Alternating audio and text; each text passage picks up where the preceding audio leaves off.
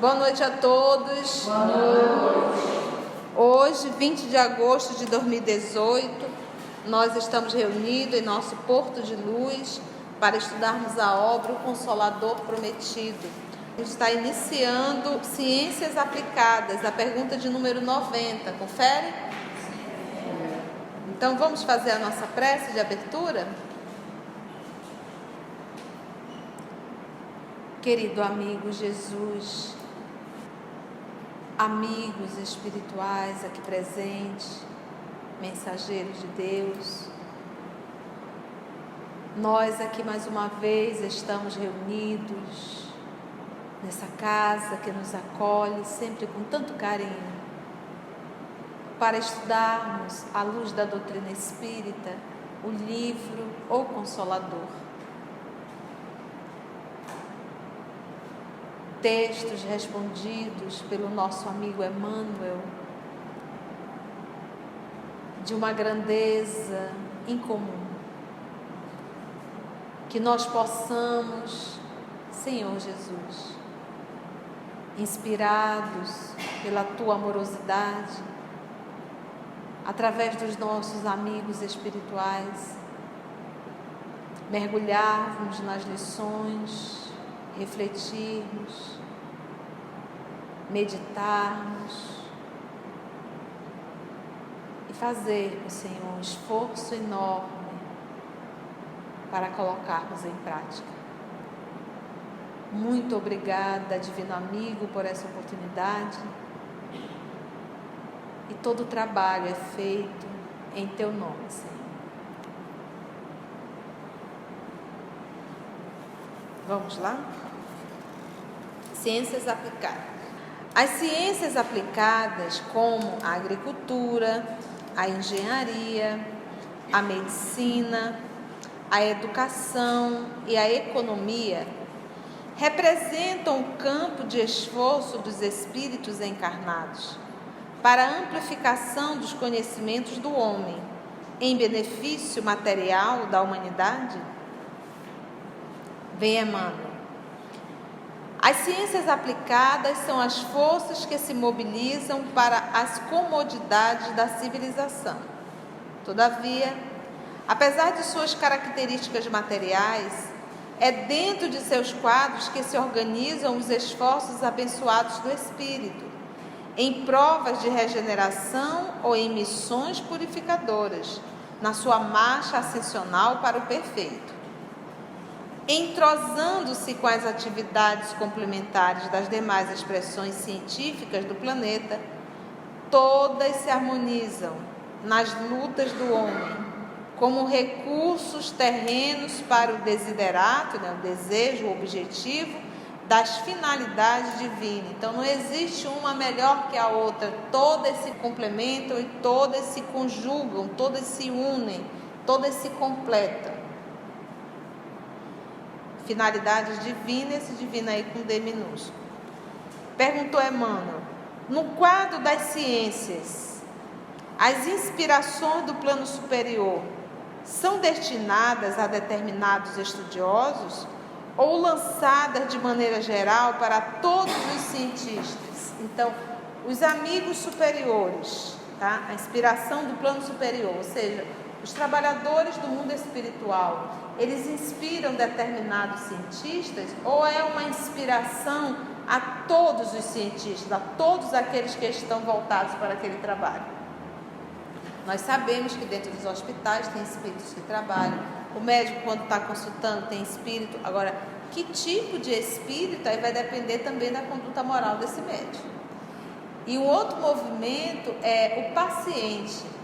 Quando um paciente moralizado, um paciente que orou, inclusive antes de sair de casa, pediu o apoio, que Jesus envolvesse o profissional que iria atendê-lo, por mais que esse profissional seja um ser humano imoral, que não tem companhias espirituais adequadas, pelo fato do paciente ter orado, ter envolvido aquele profissional, naquele momento a misericórdia divina atende por um merecimento do paciente e não do profissional.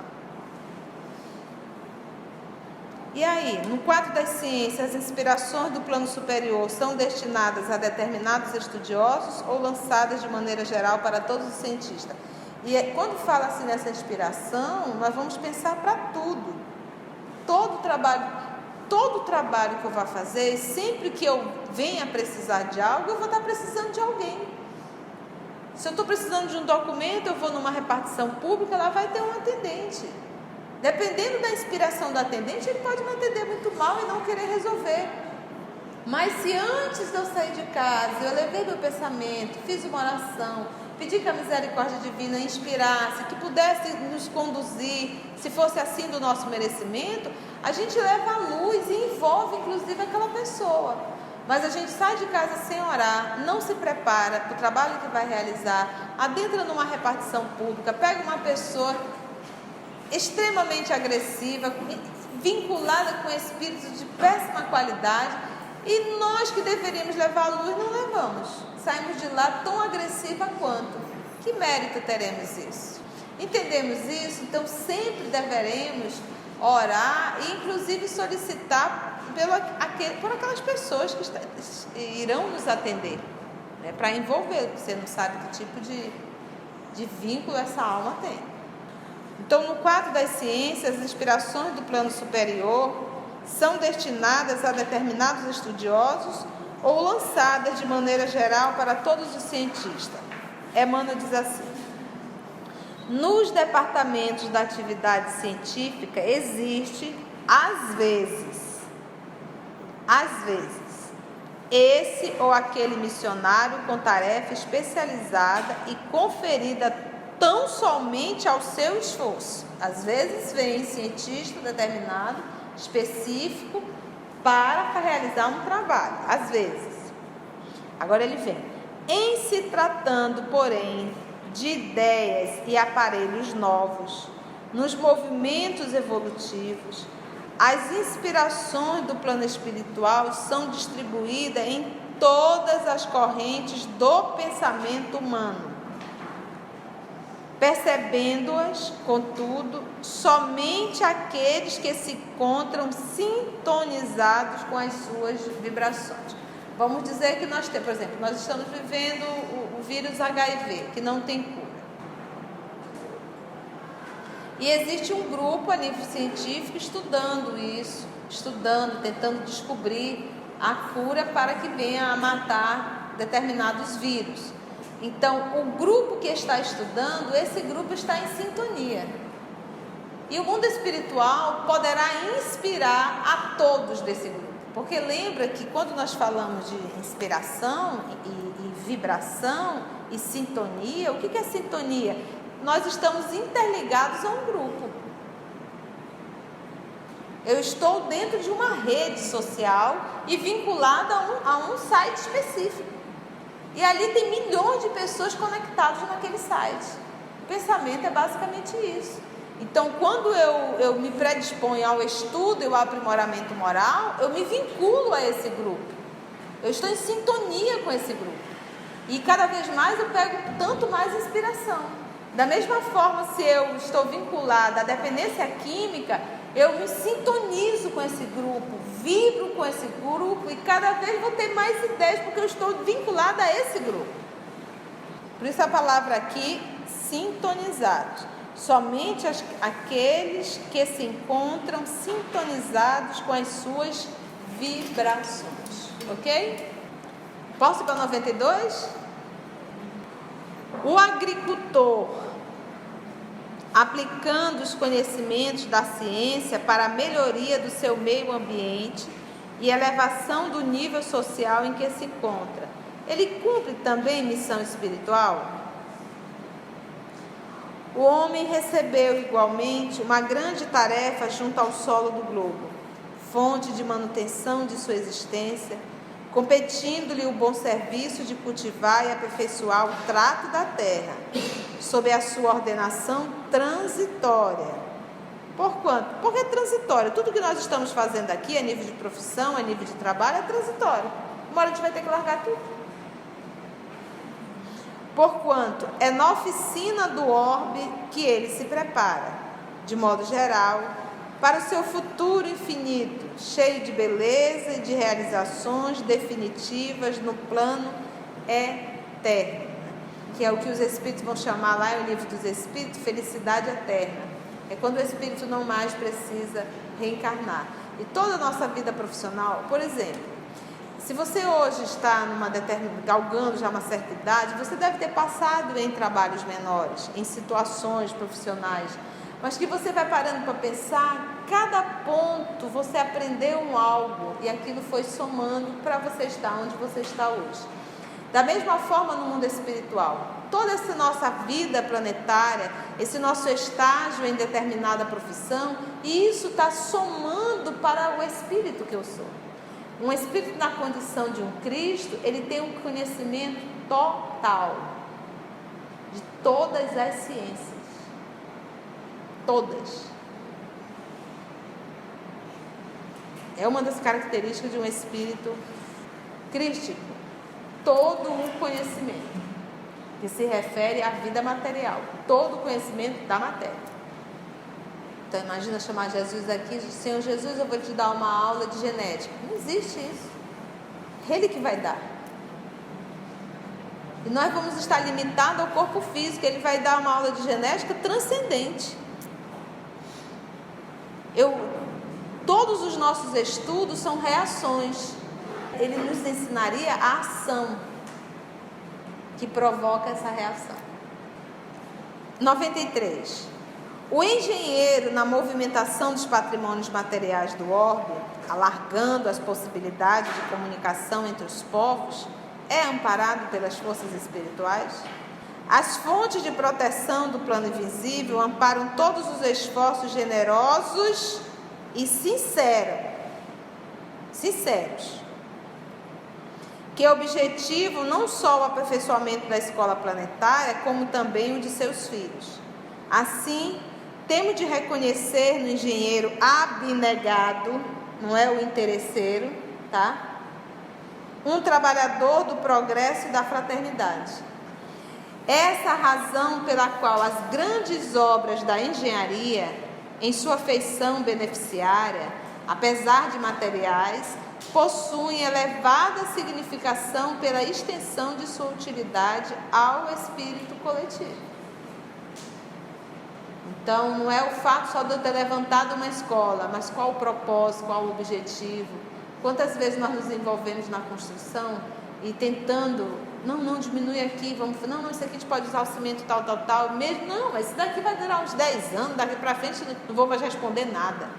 E assim vai empurrando com a barriga e se comprometendo com a lei. 94. Como é considerada nos planos espirituais a medicina terrena? A medicina humana, compreendida e aplicada dentro de suas finalidades superiores, então Emmanuel já disse do que ele vai falar, constitui uma nobre missão espiritual. Então, todo o trabalho na medicina é nobre missão espiritual? Pergunta, olha lá, porque ele acabou de afirmar, olha, a medicina humana, compreendida e aplicada dentro das suas finalidades superiores, então, partindo desse princípio, constitui uma nobre missão espiritual. Só a medicina aplicada dentro das suas finalidades superiores, que é o quê? Aliviar a dor, trazer a cura, evitar a patologia, cuidar do ser humano. Isso é de ordem superior. Mas apenas beneficiar dinheiro, ganho, exploração, isso não é uma medicina superior. Entendeu? O médico honesto e sincero, amigo da verdade e dedicado ao bem, é um apóstolo, um enviado, tá? Apóstolo é enviado, discípulo é o aluno, é o estudante, apóstolo é o enviado, tá bom? A diferença entre discípulo e apóstolo. Então, o médico honesto e sincero, já novamente disse do que ele iria falar. Amigo da verdade e dedicado ao bem, é um apóstolo, é um enviado da providência divina, da qual recebe a precisa assistência e inspiração. Ele recebe a inspiração precisa e assistência de quem, hein? Da providência divina. Sejam quais forem os princípios religiosos por ele esposados na vida. Ele pode ser católico, protestante, budista, candomblé, umbandista, seja o que for, pode ser um ateu. Mas se o propósito dele, se ele é um homem honesto e sincero, ele vai ter a assistência e a inspiração. Quantas vezes um profissional, para barganhar dinheiro, ele dá nó em pingo d'água com a saúde alheia? Quantas vezes ele vai fazer uma cirurgia, descobre ali algo maior e diz, não, mas eu não estou recebendo para mexer nisso aqui, eu vou fazer só isso aqui, vou fechar, depois a pessoa volta de novo para fazer outra cirurgia. E olha, mas eu não tem material, daria para fazer. Está a serviço de quem? De Satanás, né? Porque do Pai não está. Satanás na condição de um inimigo do bem, de um adversário do bem. Porque quando eu não apoio o bem, quando eu não realizo o bem, eu estou na condição de um adversário. Verdade? Então não é o título, mas é o propósito. Por isso que o nosso Emmanuel sempre deixou muito claro, bem pontuado, o médico honesto e sincero. Então o fato de você estar formando 3, 4 mil médicos, olha, está aqui, todos são missionários ali na área da medicina. Não. O que vai torná-los missionários é a conduta moral deles. Isso para todas as profissões. 95. Em face dos esforços da medicina, como devemos considerar a saúde? Para o homem da terra, a saúde pode significar o equilíbrio perfeito dos órgãos materiais. Saúde, para o homem da terra, pode significar o equilíbrio perfeito dos órgãos materiais. Para o plano espiritual, todavia, a saúde é a perfeita harmonia da alma, para a obtenção da qual, muitas vezes, a obtenção do quê? Da harmonia da alma. Muitas vezes há necessidade da contribuição preciosa, nós falamos isso a semana passada, das moléstias e deficiências transitórias da alma, que quase sempre, para eu aperfeiçoar a alma, eu necessito da patologia, da doença. Então a gente vê, fulano está doente, tadinho, olha que coisa ruim que aconteceu com ele. Que isso? Isso é um olhar de um espírita. Olha quanta coisa boa. Normalmente quando nós estamos com saúde, a gente fica fazendo besteira. Come tudo, bebe tudo, fala besteira, muita festa, muito forrobodó, muito nhenhenhê, muito namoro, muito sexo, muito isso, muito aquilo. Perdeu a saúde, a primeira coisa, não vai poder fazer nada disso. Pronto, olha que coisa boa. Já começa a purificar a alma. Segundo, não vai dar para comer mais tudo que tu quer. Não vai dar mais para beber tudo que tu quer. Então já começou o processo de educação. Então é o que ele fala. Para o homem da terra, a saúde pode significar o equilíbrio perfeito dos órgãos. O coração está ótimo, o estômago está ótimo, o fígado está ótimo, os rins estão maravilhosos, o fígado está maravilhoso, está tudo ok. Para o plano espiritual, todavia, a saúde é a perfeita harmonia da alma. Não é a harmonia dos órgãos, mas da alma. para a obtenção da qual, dessa harmonia, muitas vezes há necessidade da contribuição preciosa das moléstias e deficiências transitórias da Terra. Porque uma patologia da alma pode levar milênios. Uma patologia do corpo, às vezes dura 30, 40 anos. Máximo. Então é transitório. Mas esses 30, 40 anos vai me livrar milênios de sofrimento. Está vendo que o olhar muda para a patologia, para a doença? E quase sempre a patologia, a doença é um cadeado. É uma corrente. É algo que me segura para não fazer besteira. Se eu não tivesse a patologia, eu estaria fazendo tudo errado de novo. 96. Todas as moléstias do corpo têm como ascendente, tem ascendente espirituais? É o espírito atuando no corpo? As chagas da alma, feridas da alma, se manifestam através do envoltório humano. A ferida da alma se manifesta na ferida do corpo. O corpo doente reflete o panorama interior do espírito enfermo. Aí você vai me dizer, puxa vida, então o Chico era muito doente, né? Não, gente. Nós temos que entender, nosso caso é reflexo mesmo. Meu caso, Narume, Vitória, é reflexo.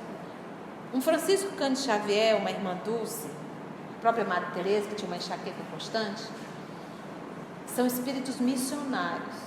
Sabe o que eles fazem? Eles fazem assim, eles querem ser exemplo. Dá exemplo. Como é que eu vou dizer para Fabrício, suporta a tua dor? Por exemplo, eu me recordo uma vez que me convidaram para dar uma palestra para mães que tinham filhos que tinham acabado de desencarnar. Um grupo que tem aqui em Manaus. E a primeira que eu levei foi, você não é mãe? Você nunca perdeu um filho? Uma mãe que estava muito revoltada, né? Então, ou seja, como fazer esse movimento para esses espíritos? Você vê que a primeira que eu levei foi essa, né? A concepção deles. Não me atingiu em absoluto, apenas me compadeci mais ainda da situação da mãe. De ver o quanto a pessoa sofre, né? O que é você idolatrar os filhos. Então, o que essas almas nobres fazem? Elas fazem assim. Nós vamos à Terra falar para quem ainda terá que sentir dor. Então é muito fácil falar de dor estando em perfeita saúde. Falar de resignação estando em perfeita saúde. Eu quero ir falar de resignação, de indulgência e de tolerância sentindo dor. Por exemplo, quando o nosso Senhor Jesus disse assim, Pai, perdoa, eles não sabem o que fazem, ele estava pregado em uma cruz. Você falar Pai, perdoa, estando lá pregado, é outra história. Então eles solicitam para mostrar a uma sociedade que, apesar das dores físicas e morais, quando se quer, se faz. Então são espíritos missionários, tá bom? Que solicitam, vai no corpo perispiritual, na programação da reencarnação, não deforma aqui, eu quero um olho, eu quero ir cego, eu quero isso, eu quero aquilo e tal. Até mesmo, como o Chico dizia assim, eu sou como um burro preso. A enfermidade dos olhos é um professor sempre a me ensinar, é um aguilhão que me aprisiona, entendeu? Isso da forma humildade, mas ele queria ensinar. Não que se ele tivesse com os olhos perfeitos, ele estaria fazendo besteira, em absoluto. Mas ele queria ensinar, através da própria dor, que a patologia é a melhor professora que tem. Que nos limita. Porque se nós tivermos toda a saúde, estaremos fazendo besteira. Mulher odeia engordar. Não é só mulher, o homem também. Mesmo a gente tendo essa informação, a gente come que só não sei o quê. E sofre. Mas come, e sofre, come, sofre, come. Aí fica nisso.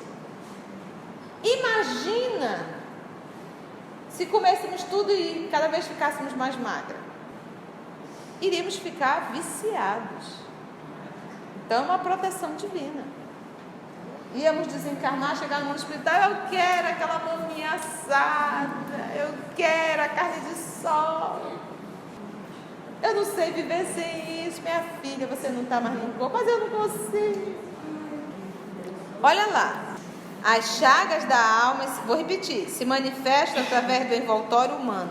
O corpo doente reflete o panorama interior do espírito enfermo. Então imagina quando você vai visitar uma criança que acaba de nascer toda deformada. Não é, ai meu Deus, Senhor, dai força para essa alma resgatar seus débitos, a ela e aos pais. Eu não tenho que questionar Deus. A patogenia, que é o estudo da origem das doenças, né? A patogenia é o conjunto de inferioridades do aparelho psíquico. Estudar todo esse processo é o quê? É o conjunto de inferioridade do aparelho psíquico. Quando eu falo em aparelho psíquico, eu estou falando de quem? Da alma, que é o espírito encarnado. E é ainda na alma que reside a fonte primária de todos os recursos medicamentosos definitivos. Ou seja, você tem uma farmacologia dentro de você e não sabe. História da sala. Você tem uma farmacologia dentro de você e não sabe. Nós temos uma tendência muito grande para, como a nossa mente é adoecida, tudo a gente potencializa. Se tem uma dor, está doendo, não é da minha dor, não, minha dor é minha dor. A pessoa diz que é minha dor, né? Ela se sente, né? É aquela coisa, idolatra aquilo, tudo é mais perigoso. E adora dizer que tudo dói. Só que a gente não sabe que nesse processo eu estou me autodestruindo cada vez mais. Eu estou tomando veneno. Então, qual era o processo? Se ele está te dizendo aqui que na alma está a patologia, mas ele também está dizendo que na alma está toda a farmacologia, como é que ele diz aqui? Ó? E é ainda na alma que reside a fonte primária, primeira, de todos os recursos medicamentosos definitivos. Definitivo por quê? Jesus curou, não curou? Foi definitivo? Não. Por que não foi definitivo? Porque todos eles curou, morreram. Não é só isso, a alma continuou doente. Quando ele diz que a cura está na alma, ele está querendo dizer assim, olha, te moraliza. Que as patologias não retornam mais.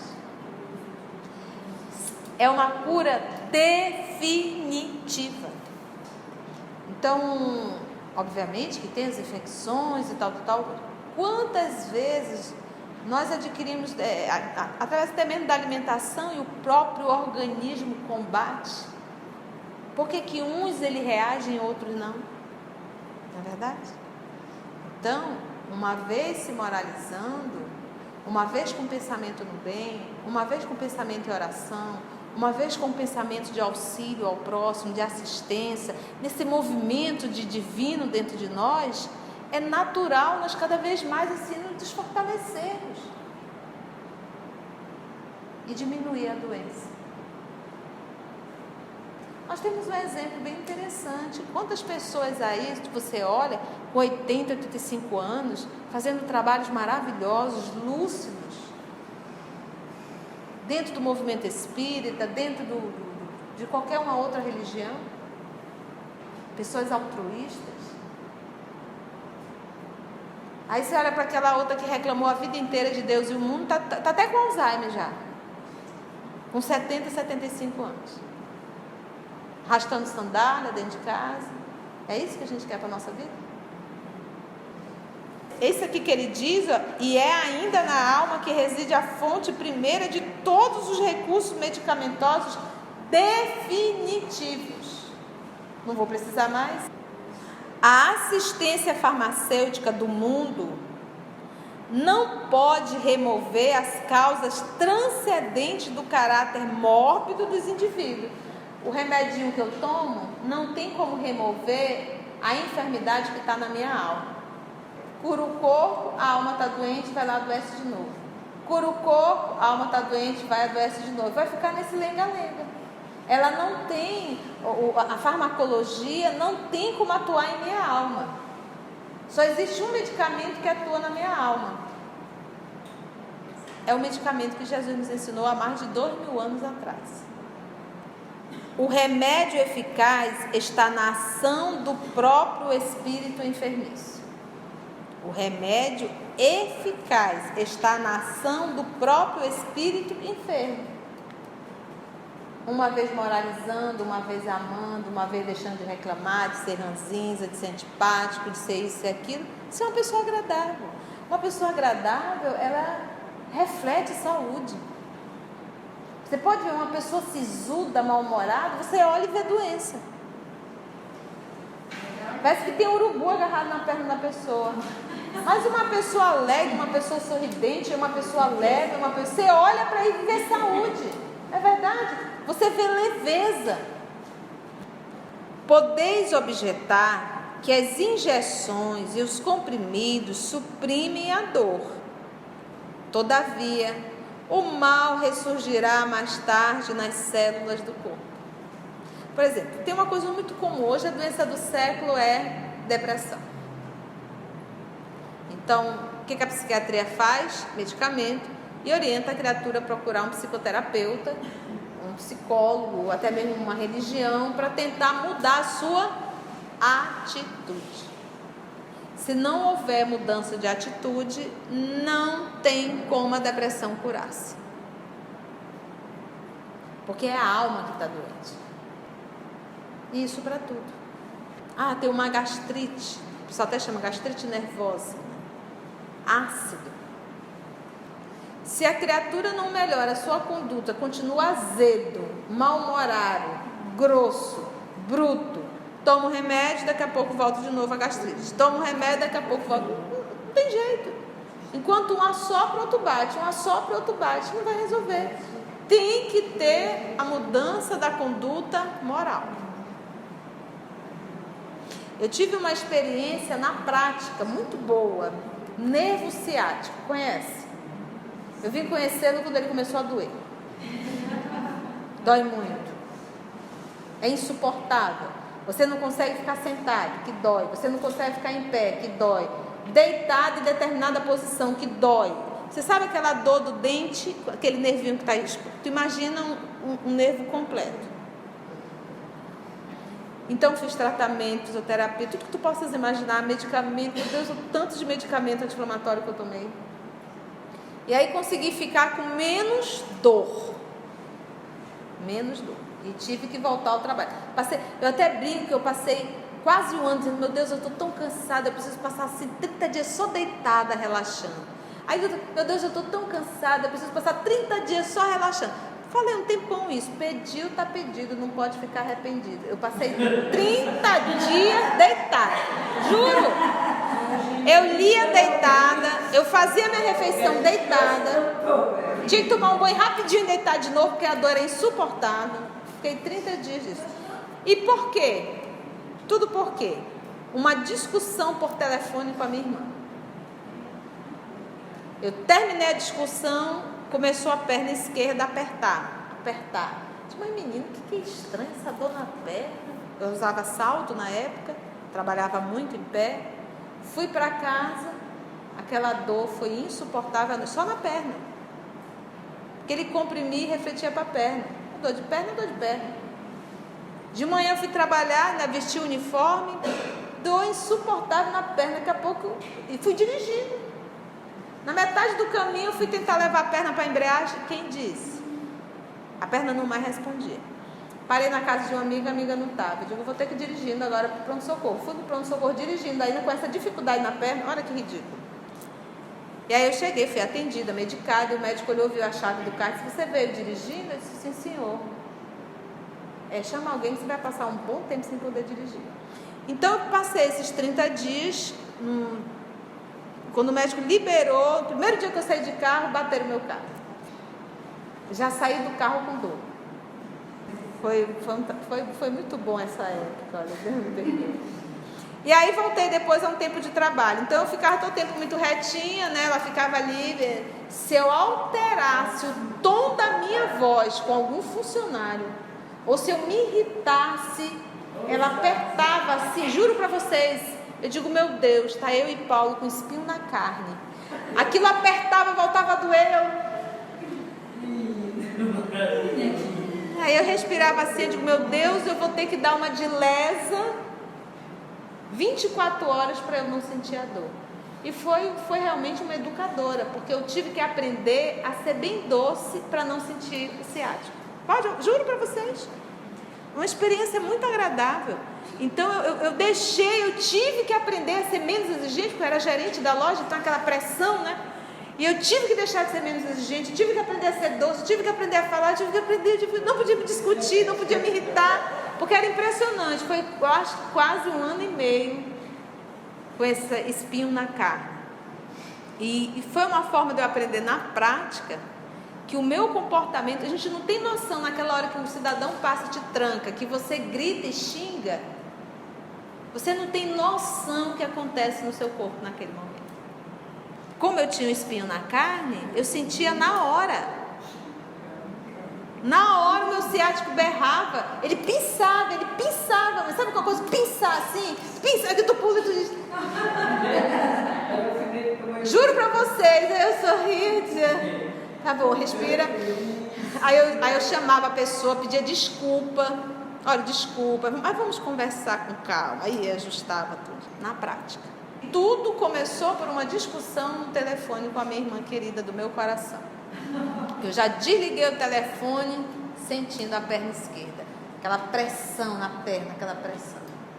Então, por isso é que ele diz que a cura definitiva está na alma. Podeis então objetar.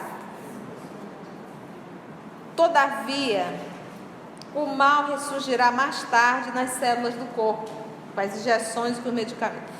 Indagareis, aflitos, quanto às moléstias incuráveis pela ciência da terra, e eu vos direi que a reencarnação em si mesma, nas circunstâncias do mundo envelhecido, nos abusos, olha, do mundo envelhecido nos abusos, ou seja, vocês estão caducos já no abuso, nos abusos. Então, e a gente, nós espíritas, então a gente diz assim, não, eu vou deixar para a próxima encarnação. Ou então diz assim, não, mas nós somos espíritos imperfeitos. Sim, nós estamos caducando como espíritos imperfeitos. Nós já passamos do momento já. Chega de sermos imperfeitos. Está numa hora urgente de nós começarmos a fazer o nosso processo de evolução. Ele é doce, né? Na circunstância do mundo envelhecido nos abusos. Já representa uma estação de tratamento e de cura, e que há enfermidades da alma tão persistente que podem reclamar várias estações sucessivas, várias reencarnações, com a mesma intensidade da doença nos processos regeneradores. A criatura vem 3, 4, 5 encarnações com a mesma patologia. Aí a gente sai daqui, nós entendemos tudinho, a gente sai daqui, chega ali, o pneu do carro está furado, por exemplo. Pronto, a mulher tem um chilique, tem um... O que vai trocar? Se as enfermidades são de origem espiritual, é justa a aplicação dos medicamentos humanos, a cirurgia e etc. Se a doença não é do corpo, é da alma, vale a pena tomar medicamento? Eu fazer cirurgia? Essa é a pergunta. E a pergunta é interessante, mas a resposta é óbvia. Porque o balde derramou, vou ter que enxugar. Não tem mais jeito. O corpo adoeceu, eu vou ter que cuidar. O que o Emmanuel está falando é que eu vou cuidar, mas não vai resolver, vai voltar. Por quê? Porque o início de tudo, a origem da patologia está onde? Na alma. Ele não está dizendo que a gente não tem que cuidar. Ele só está explicando que não resolve. 100% não vai resolver. A cura total está na alma. O homem deve mobilizar todos os recursos ao seu alcance em favor do seu equilíbrio orgânico. Por muito tempo ainda, a humanidade não poderá prescindir da contribuição do clínico, cirurgião e do farmacêutico, missionários do bem coletivo. Então, por muito tempo, a gente vai ter que ralar nisso. O homem tratará da saúde do corpo até que aprenda a preservá-lo e defendê-lo, o corpo, conservando a preciosa saúde de sua alma. Então, a pessoa, eu acho muito interessante. Olha, não pode usar panela de alumínio, que faz isso, isso, isso. Aí você vai e troca todas as suas panelas da sua casa. Olha, não pode comer isso, porque isso dá isso, isso. Aí troca tudo. Olha, não pode usar margarina, porque margarina faz mal. Não, troca a margarina. Não pode esquentar, não. Joga fora o micro-ondas. Então, nós fazemos todo o movimento de pseudo, vamos dizer assim, uma pseudo-saúde. Mas a gente não deixa de chamar palavrão. A gente não deixa de falar mal da vida alheia, a gente não deixa de falar de promiscuidade, a gente não deixa de xingar, de discutir. Então, o micro-ondas faz mal? Faz mal. Mas a maledicência faz muito, muito, muito mais. Então, por que essa preocupação? E o pessoal vê bem-estar, né? Aí, pode isso, pode aquilo, não pode isso, não pode aquilo. Aí, come fruta disso, fruta daquilo. E todo mundo seguindo. Mas a conduta moral... nada. O homem tratará da saúde do corpo até que aprenda a preservá-lo, o corpo, e defendê-lo, conservando a preciosa saúde de sua alma.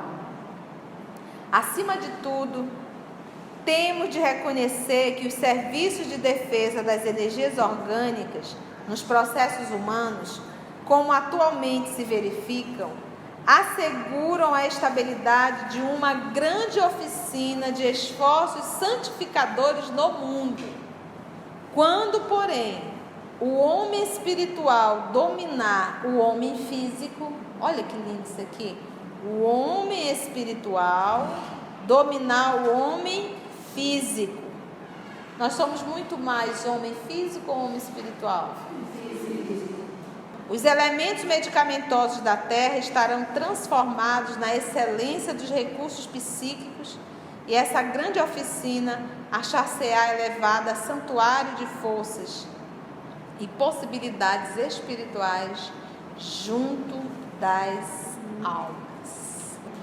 Quantos câncer são resultados de nossas atitudes? Então, agradecemos ao nosso Senhor Jesus e até o nosso próximo estudo, se Deus assim nos permitir.